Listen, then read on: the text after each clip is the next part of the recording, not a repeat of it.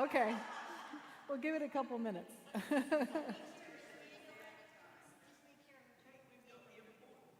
You've got the important, we've got the faithful souls.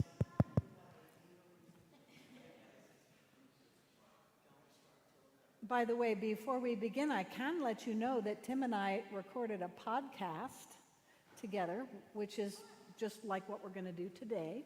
The podcast will come out on my podcast site, which is Find It, and you all can push it out there to your friends. Wednesday.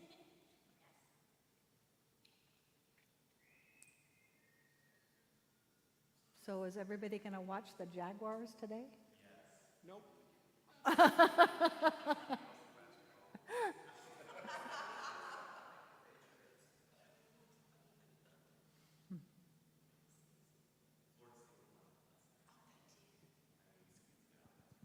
Good job. Nancy, you can point at me when it's time.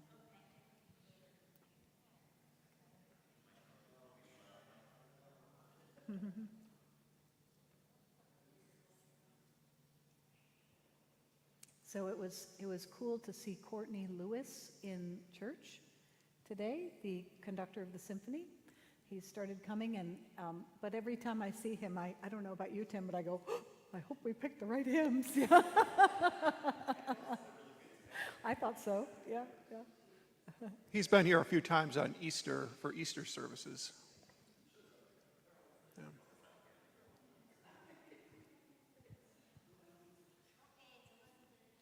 All right. Welcome, everyone, to our Conversations in Community. I am joined this morning by our very own canon for music, Tim Tuller, who has been at this cathedral longer than I have, which says something. What is it now, 16 years? Yeah, I started work on Wednesday, January 24th, 2007. So it'll be 17 years in January. Wow. And I must say, Tim, and I tell you this, I hope enough in person, but it is such a joy to work with you. You are so gifted and a consummate professional. Tim and I have a lot of fun planning worship together, so we meet regularly. Before each season, we pray and think about everything, about the words, about the music, about the motions, and it's an honor to have you here today.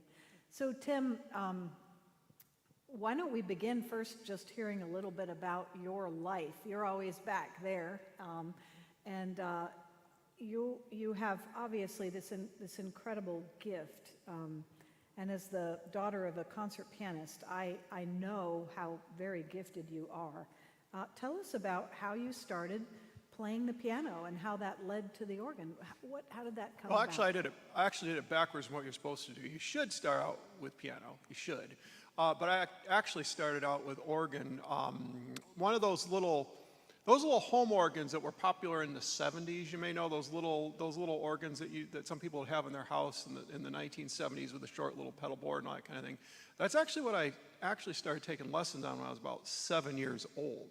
Now, you should start on a piano if you're aspiring to be an organist, but my parents, no one in my family was musical, knew anything about musicians or how to train or anything like that. And they probably thought it was just some little, passing phase that I was going through. So we did get one of those little house organs, and I started taking lessons on it from this little local music teacher that would go house to house. Not even many of those that do that anymore. And I did that for a few years, and then I got... Let me stop you for a minute. So can you all hear him? Okay, so we need you to slow down a little with your talking. Also, did you ask them how did you figure out that you wanted to learn an organ? Did you see a picture? Did you see it on TV? How does a kid... Well, yeah, I think probably, I think I may have heard a recording of it. And also, I'd heard it at church. My mom started going to church when I was 8. And so I did hear it there. But I think there were a few things. I think there was a recording involved as well. And so that kind of is the origin of it. And when I got a little bit older and more serious, the teacher that would come to the house retired. So I had to find another music teacher, and there was a local piano store in town that offered piano lessons and music lessons of various kinds. Those little, again, this type of place that hardly exists anymore. This is in upstate New York. Yeah, in Elmira, New York, in upstate New York.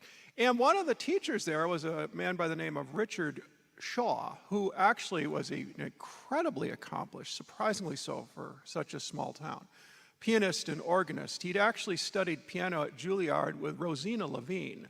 Wow. And anyone that knows anything about piano knows that Rosina Levine, the wife of Joseph Levine, was one of the great piano pedagogues of the entire 20th century. And she taught at Juilliard, and he had studied with her. And so he was also a very accomplished organist. He'd had some major organ jobs in town, I mean, as major as they get in Elmira, New York. Population, what now is probably like 10,000. At its peak in the 50s, it may have been a few times that. So, but anyway, he said, well, look here, you've got to, first of all, get on the piano and develop some piano skills if you're going to be serious about this. And so he took me off the organ for a few years and put me on piano and got me shored up with that. And then I started taking lessons at our church, the church organ, full-sized organ at the church. It was a pipe organ, small, but it was a pipe organ. And the church allowed me to take lessons there, and he would actually come to the church, and we'd have our lessons at the church. And that was when I was about 14 years old that started. And Tim, Yeah. by this time, how much are you practicing? I don't remember how much I practiced in those days. Once I got into college, it was a whole different game. Then I practiced a ton. But I don't remember how much I practiced, but I certainly enough to, do my weekly lessons and things. The first time I ever played in public was Christmas Eve of 1989. I was 14, and I played a little prelude, a little Ave Maria for the 6 o'clock family service at the Presbyterian Church. That was the first time I ever played in public. No hymns or anything like that. And then about a year later, I played my first full church service. So If you were to describe why you wanted to play the organ, what would you say? It's just simple. I love the instrument, love the sound, the grandeur, the nobility of it, and all. It's just I really, since childhood, I've always just loved the sound of it. Really, just thought it was very neat. They're very complex machines, so there may have been an element of that too, just the complexity of it and the range. Yeah, it's a very versatile instrument. Yeah. In that you could play something very simple and quiet or something enormous.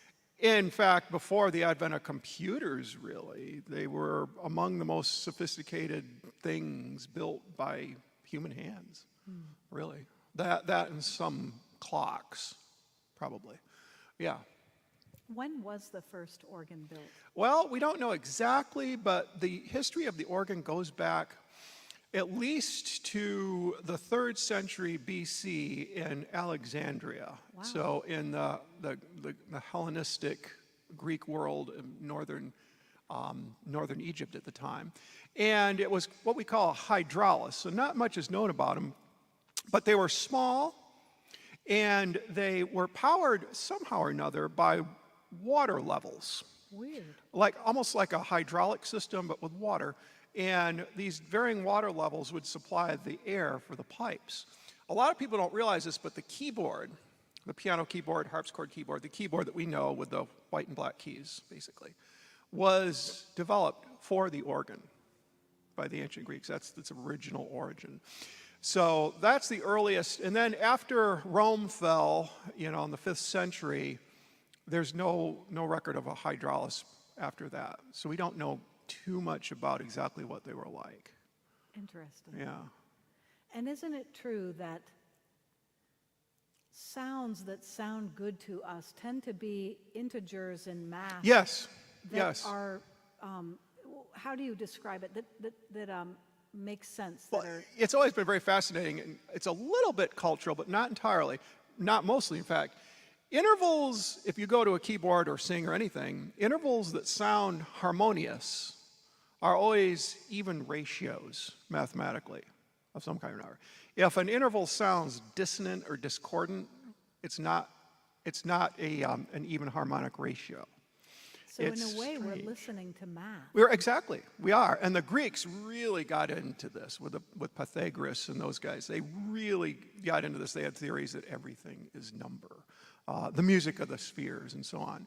But it's very strange that why that would be, and that to our ears, subjectively, objectively, even mathematical ratios just sound good, and those that aren't don't.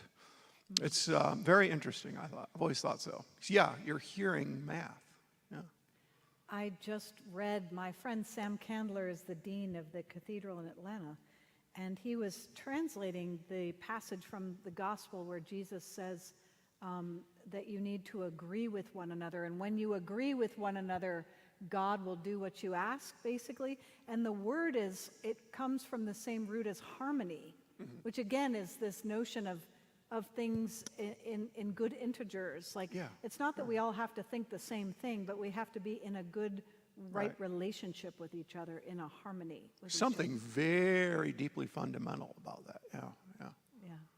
So you go to college and you already knew you wanted to be an organist. Is Right. that true? Yep. Okay. Yep. Yeah, I went to Ithaca College in upstate New York, and for my undergraduate, and I was an organ major there.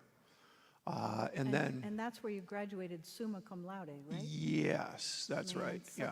Such a dumb guy. Yeah. And that's where I became, basically took on almost what I think could only be described as a monastic practice regime sometimes. Tell us about that. In college, what was that practice routine like? 6-8 hours a day, Wow. 7 days a week. Jeez. Yeah, easily.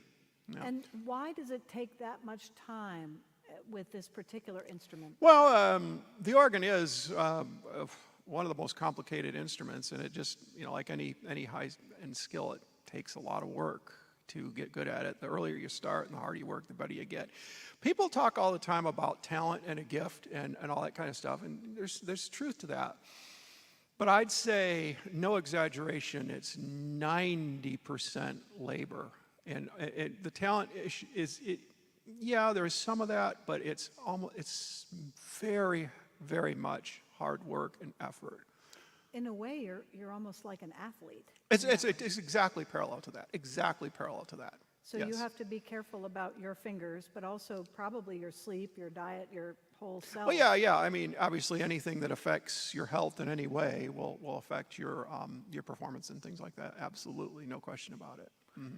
Now, after college, did you move straight on into a graduate degree, or did you play for a time? I after college, Ithaca College, I went straight to my master's degree studies at the Cleveland Institute of Music in Cleveland, Ohio. I was there for 2 years. I had a part-time church job at Christ Church in Shaker Heights, Ohio, which was an Episcopal church. And what was that organ like? That organ was different. That was a tracker organ, actually, at that church. Explain to them what a tracker is. Yeah. So what a tracker organ is, basically, all organs were tracker organs until really the advent of electricity in the 19th century. And if you go to any old cathedrals, particularly in Germany and places like that, you will see the traditional sort of organ setup where there's a keyboard, and right above it are where the pipes are. And all that is before the advent of electricity, the connection between the keys of an organ and the actual pipes was mechanical. All right. There's a little mini wooden dowel, basically, that would connect the key straight to the pipes, more or less. And that is how the pipes would open and shut. So you actually have a direct connection straight to the pipes. Now, those organs still exist. They're all over the place, actually. There's not too many in Jacksonville that I know of. But it's regional, and they're still made, and lots of organs prefer them. Lots of churches still have them. There's a direct connection, so the keys are much weightier. They're harder to depress than on a modern organ. But that's what I mean by a tracker. It's the pipes are operated mechanically to the keys rather than an electrical impulse like what we've got with this organ. Yeah. And so after Cleveland, then you went to... Right. Then after 2 years at Cleveland, I went to the University of the South in Sewanee, Tennessee, as the assistant university organist there. I was there for 3 years. And my duties were split between All Saints Chapel, which was the college chapel, which had the big Sunday morning service, and had the university choir, which was very good. And we'd do services there and even songs. And then through the week, I spent my time at the seminary, which had its own chapel. And at the time, they just had a new chapel built, the Chapel of the Apostles. And they had a little electronic organ there, very similar to what we've got in Cummings Chapel. So it's just a little electronic organ. Now, they've since put in a tracker pipe organ in that space. I never got to see it because I was gone before that went in. But so I spent my week there, and so that's where I got a lot of education about the liturgy and theology and things like that, because I would sit in on a lot of the classes with the seminarians, the music classes and things like that. So I got a lot of the seminary education, frankly, by being there through the week and working in there. That's where I spent most of my time. That's cool. Yeah. And speaking of seminary education, let's pivot a moment to the hymnal, because a lot of people don't appreciate the hymnal. Right. And I'm sure you learned a lot about it at Sewanee. Oh, yeah. The Episcopal hymnal is wonderful, and I think people put it in a box. It's just, this is what we, pull out to sing hymns on Sunday. But it's a treasure trove of literature. I mean, there's wonderful, obviously scripture, but there's also wonderful poetry and wonderful prose and poetry through the ages in there. If you ever are looking for a prayer or even a meditation, open the hymnal, look through some of those texts, quite separate from the music. It's just a treasure trove of poetry and texts and good theology and all that kind of stuff. It really is. And it's divided into seasons. Yep. So we tend to be in a certain area of the hymnal at a certain time. Right. We also have that service music S that we sing sometimes that people get confused about. Yep. So after Sewanee, you came here. Now, when you came here, was there an in-between? Well, there was an in-between. So, yeah, I was at Sewanee for 3 years to 2003, and then I went to the a cathedral church, the Church of the Advent in Birmingham. In Birmingham, Alabama. I was there from 2003, August 2003, till I came here in January 2007. I was the assistant. I think my title was music associate, and I was Stephen Schaefer was the head guy there at the time. Now I got different things at different places. When I was in college and that's where I learned to play the instrument. When I was in Sewanee, that's where I really learned the Anglican music tradition. I'm not a cradle Episcopalian. I was raised in a Presbyterian church part-time and an Assembly of God church part-time. I didn't even begin to get familiar with the Anglican musicians until my senior year in college, at least. Wow.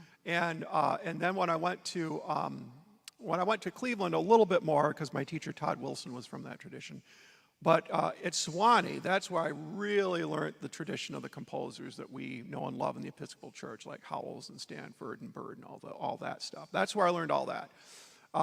And then when I was at the Church of the Advent in Birmingham, that's where I really developed the administrative skills of a church musician. I got a lot of that there.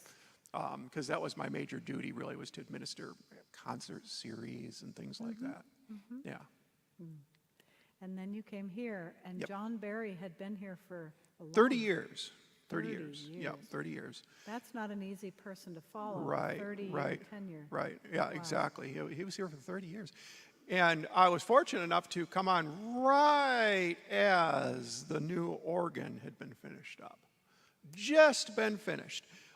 There's a plaque up there on the wall about it. But this organ had just been redone. It was his final, sort of legacy to the church. Mm-hmm. And Claudia Gordon did a lot to help fund it. But that West organ there was completely new at the time. And the console that we've got now that pulls out, that was brand new at the time, too. So it's a wonderful, wonderful rebuild that they did. So tell us a little bit about this instrument, which is over here and here, and then back there, and when it began, why did we choose this particular kind of instrument for this particular space? Right. So organs, more than any other instrument, you as you can imagine, have to be custom designed to the space. So all organs are very different from one another. So organists, as part of, when we go and play different instruments in different churches, we have to take time because unlike pianos or any other instrument, they're all custom made. They're as unique as the buildings they're in, and they have to be. Otherwise, they wouldn't sound right. So organ builders team up with acoustic engineers and all that kind of thing to try to come up with the best layout for the building in question. And the way it's laid out here, you've got some pipes in the north and south transepts, of course, each side here, and then in the west right there. And that layout works best for this space to really give a full sonority all through the space. A lot of people don't realize this, but when I'm playing hymns, literally every hymn I've ever played here, that west organ is pumping out nearly as much sound as these transepts. People don't realize it. They think that the only time they think that that's being used is when they hear the loud trumpets. I use it all the time, but it's so perfectly coordinated with the pipes up here that you don't realize it, even when you're sitting out there. Usually, it just sounds like a surround sound coming from all directions kind of situation.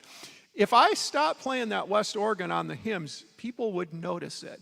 And it's possible that the people that are singing in the back of the church would be behind the people that are in the front because the sound would take longer to get there. So that's being used at all times to give a big bath, basically, of sound all the way through. So Tim, sound travels, and this is a high ceiling. Right. Tell me about, so you play from here. Right. How does that make a pipe happen? And then where does the sound go? Up and down? Well, it goes out like a sphere. It goes in all directions. So it emanates like a sphere, basically.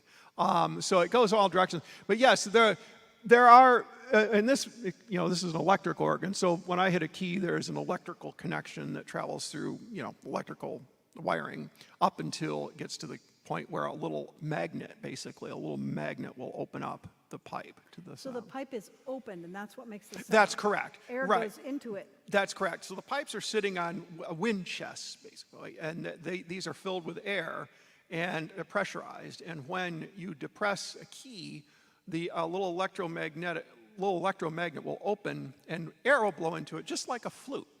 Just like a flute, yeah. And then the sound travels out, and if you actually saw the sound, it would look like a sphere emanating in all directions at once, coming from the source. Why is it that the organ works so well with the human voice? Are they on different levels of frequency or something?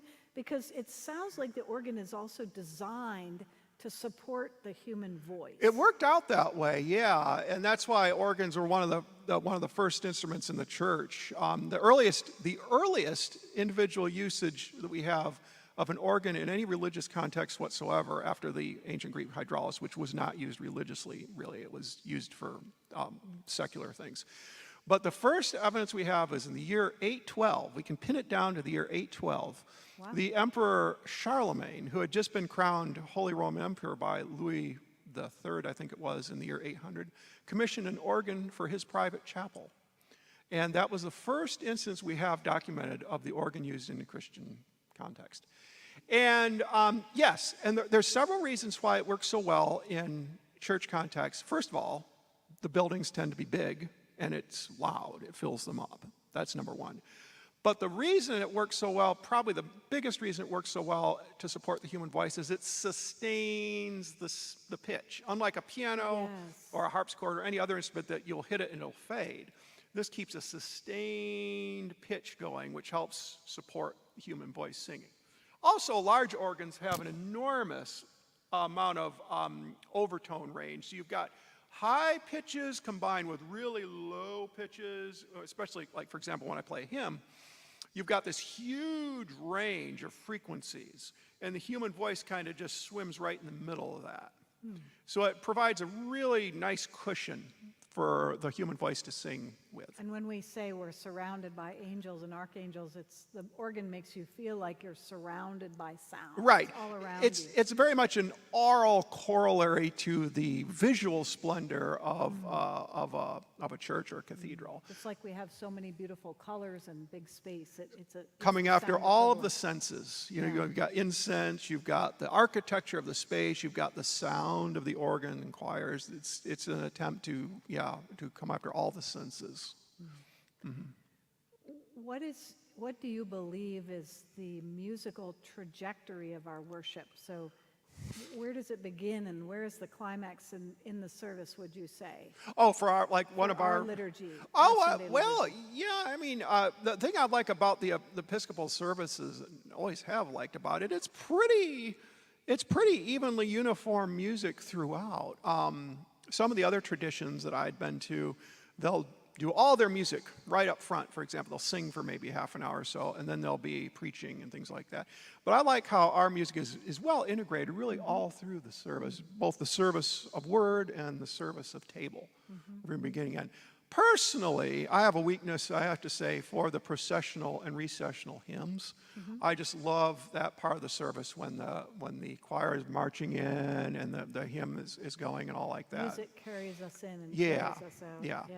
It's interesting that we were reading in Exodus that the first passage of Scripture was a song, too. Yep. Yeah. Yep. Yeah. So what would you say makes this organ unique to you? What do you love about it? Well, it's a very versatile instrument, and we're very, very blessed to have this this instrument here because it can do almost every genre of music in real justice. There's some organs, that can do certain time periods and certain styles well, but not others. But this organ is very eclectic in the best sense, in that you can take any piece of organ music from the 15th century to the present day, and it can do it real good justice. It's a very versatile instrument. And speaking of versatility, tell us about this opera and why are you playing Oh, right. Well, one of the women that used to sing in our cathedral choir, Christine Alfano, she is a brilliant soprano. And she spent the summer in, I think it was Vienna, doing opera. And she looked around in Jacksonville and said, we don't have any opera company. And she wanted to form one. Would I be on the board? And I said, well, okay. And so we had our first board meeting, and they decided, what were we going to do our first season? Well, Suor Angelica, it's by Puccini. It's one of a 3-part triptych, basically, that were originally intended to be done all together, but most of the time they're done separately. It's only about 50 minutes long. It's very approachable, it's very accessible because it's short, and it's an all-female cast, actually. And it's often done by colleges because it is one of the shorter, more accessible operas. So she wanted to do that, and then just said, can we do it with organ? And I was like, well, yeah, I guess, and I got sucked in. But it does work well with organ because, first of all, it's set in a convent, so a religious context, and the music does tend to work quite well with the organ. It just happens to fit the instrument quite well, actually. Oh, it's fascinating. Yeah. Questions? Is it always written for? It's not always written for. Oh, no, it's for full orchestra. So where did you find the transcription? Well, there wasn't one. But there was a piano reduction that they used for rehearsal. And myself and Brandon Smith, who's the conductor, kind of worked to kind of put together an organ translation, if you will, of the piano score. Yeah. Oh, I see. Yeah. Other questions for Tim? Ken? So Tim, there's 4 manuals, Yep. but there's a choir, what is it? Choir. There's a choir, a great, great, and swell, a swell. and an antiphonal Also, or a there's solo. 4 parts of the organ. What's that? There's 4 parts of the organ then. Well, there are 4 divisions, if you want to call that. divisions. Yeah. And if you include the pedal, there's 5, because you can include the pedal as a division as well. And so how do you learn to couple all those together? You Just training and experience. It's no different than somebody orchestrating for an orchestra. I'm going to pick a trumpet to play this line, or I'm going to pick up clarinet to play that line, and combining them different ways. It's exactly the same. When you say there are different levels, Tim, are they different sort of boards on when you're playing, do you have like, I know there are different levels, and then you have the pedals. How does that work? How many of them on your keyboard? Well, there are four divisions, actually five really, because if you want to call it a division, what I'm referring to a division as a major section of the organ that basically corresponds to a keyboard. Okay. So we have a pedal division and then 4 manual divisions, and each of Wow. those manual divisions have names. The biggest organ in the world actually has 7 keyboards. We have 4. Quite a few organs have 4, even 5. But I think the biggest one has 7. It's the Convention Hall in Atlantic City. It is a 7 manual organ. And as the keyboards go up, they have to cant the keyboards because as you go up, the angle changes. So the top keyboard is almost vertical. Wow. It's very interesting. There are pictures of it. So it kind of curves up, and the top keyboard is almost vertical. You're almost playing it like this. Tim, how many hours a day now do you practice? Well, it varies a lot, but probably averages 3 to 4. That's a lot. Yeah. Other questions? Debbie and then Joanne. Could you talk a little bit about the acoustics, and as you're selecting music, what do you consider acoustics in this building compared to maybe where the music was written for and how we have to sure. stage that? So most of the music that we do, most of the composers that we do, and organ music I play, was written with European churches and cathedrals in mind. And while we have, by American standards, a live acoustic in this space, not to bust your bubble, but by European standards, it's not that live of an acoustic. We're talking about places that have 5, 6, 7, 8 seconds of reverberation. So a lot of the music that we do, particularly the choral music, was written with these vast spaces in mind. And so you'll see that in the music. They use it like an artist will paint on a canvas. Their canvas is a live acoustic, a big space. Bigger. Yeah. Now this is good. Now particularly when it's not full of people, this is a decent acoustic in here, but it certainly doesn't compare to a place like York Minster or St. Paul's or something like that, with the reverb. Hard surfaces and non-porous surfaces are what you want. Wood's not ideal. Obviously stone, and as close as you get, harder the better. Harder the better. Yeah. Well, it wouldn't hurt the acoustics. That's the truth. Yeah. Tim, would you explain all the buttons on the Yeah, sides? right. Looks like yeah. a jet Right. dashboard. It's just, various ones have various functions, but generally speaking, they just correspond to different ranks of pipes. And a different rank of pipe is like a different instrument in the orchestra. You have your trumpets, your violins, your tubas, flutes, whatever else. It's just a color palette, basically, is I think a good way to think about it. There's just color palettes that you pull from and choose from and combine in various ways as you play a piece. But between the notes on the page, the amount of keys, all the buttons, and then your feet, I have no idea how your brain keeps up with all of that. And directing.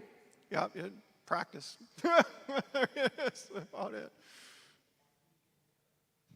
Okay, so we've gone over your professional background and your education and how you came to the organ. I don't know if everyone is aware the duality that you play with the instrument and the other instrument, which is us. So I would like to know the influences on your choral training. I studied choir. I studied conducting when I was an undergraduate. I took a class on that. I sang in choirs all through college and grad school. I don't have a degree, a formal degree in conducting. Some places you can get those, but my degree was in organ, and I just studied conducting on the side and sang in choirs. Yeah. And a lot of that you get, it's almost like an apprenticeship, like being at Sewanee, being the assistant there, and you'd have you plug you into conduct. Conducting really isn't something that works tremendously well in an academic setting. It's like, it's not like math where you can just be like, here's 8 questions. Everyone develops their own style. Everyone develops their own style, and you just kind of have to jump in and do it. And one of the things about our choir with you is that you all are very close. You have a trust established, and that must be important in conducting, that you know and have good rapport with the singer. Right, and not only that you develop a vernacular, like they'll be used to how I cut off something with a head nod or say something like that. They're used to we're used to each other's movements and cues and things like that. Yeah. Other questions? Well, Tim, it was a joy to have you today. Oh, thank you. So much Thank for you. It was joining fun. us. Let's Absolutely. give him a round of applause. Yeah, thank you.